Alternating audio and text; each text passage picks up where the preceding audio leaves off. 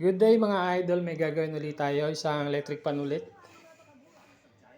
Problema nito is mahina umikot.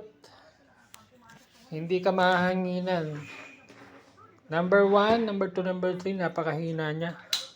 Ayan siya, kita niya. Number 2, number 3, umiikot naman siya, number 3, pero wala rin. Hindi ka mahanginan ng maayos nito. Napakahina. So, anong dapat gawin?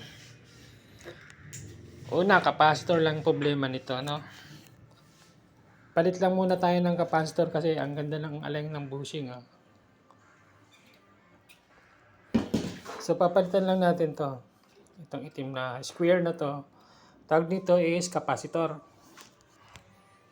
Ang value nito is 1.5 by 350 volts.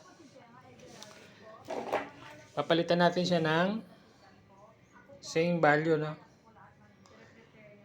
Eh, hindi na mabasa kasi madilim. Basta ito 1.5 by 350 volts. So papalitan natin to. Tatanggalin lang natin to. Kakat natin tong dalawang linya na galing sa capacitor.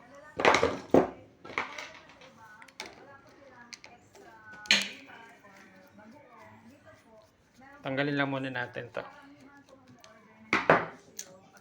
Ayan.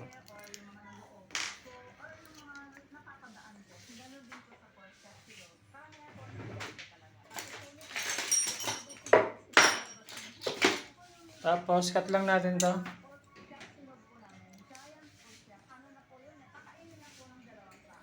Ayan linya niya. Ayan.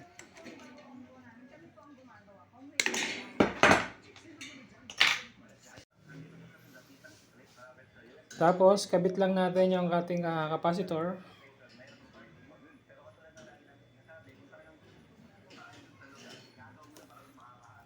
Hindi natin nag-tape.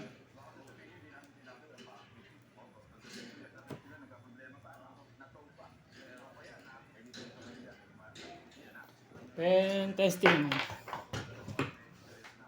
Testing natin.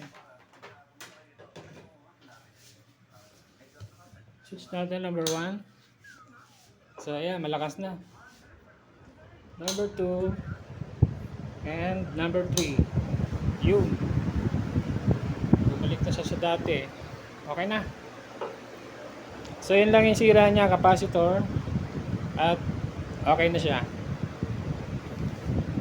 Yun lang. Thank you for watching.